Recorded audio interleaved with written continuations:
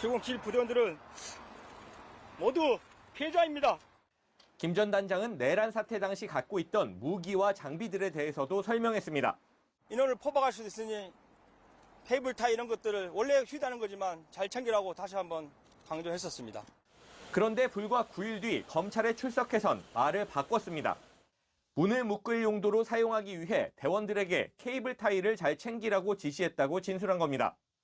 지난 2월 윤석열 대통령 탄핵 심판에 증인으로 출석해서도 같은 주장을 했습니다.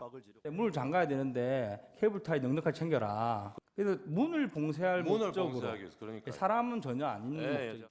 하지만 707 부대원들이 실제 민간인을 케이블 타이로 포박하려던 영상이 공개되면서 케이블 타이가 문을 잠그는 용도였다는 진술과 증언은 거짓으로 드러났습니다.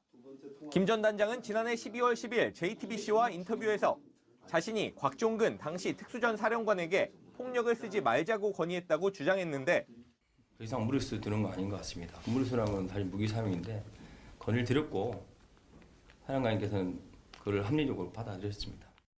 정작 자신의 부대원들이 폭력을 쓴 사실이 드러나면서 신빙성을 잃게 됐습니다. 또 모든 책임을 본인이 진다고도 했는데 이후 해외 파병을 신청한 사실이 드러나면서 눈물의 기자회견 발언 전체가 진정성을 의심받게 됐습니다. 탄핵 심판 증인으로 나왔을 땐 말을 바꾼 게 아니냐 논란이 일고 있습니다.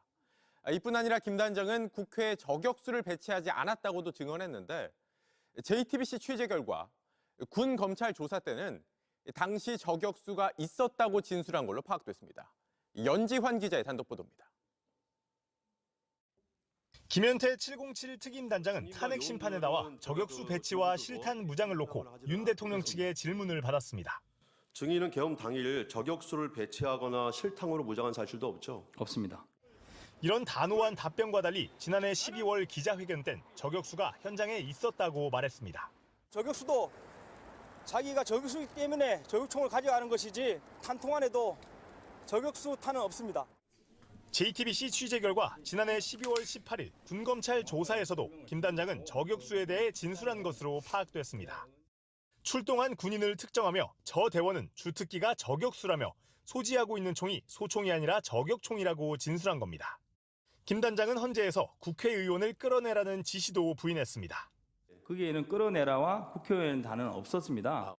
하지만 군검찰 조사에선 부대원들이 지휘통제실 마이크가 켜져 있어 사령관의 지시가 들렸다는 말을 전했고 여기에 국회의원 끌어내라는 지시도 있었다고 들었다고 진술했습니다.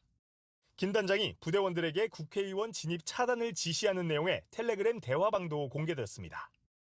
김 단장 측은 본회의장 막는 것 우선, 진입 시도 의원 있을 듯, 문 차단 우선 등은 사령관의 지시를 복명하는 차원에서 글을 남긴 것 같다는 입장입니다. 김 단장이 윤 대통령의 탄핵 심판에 나와 말을 바꾼 것 아니냐는 지적은 계속 이어질 것으로 보입니다. JTBC 연지환입니다.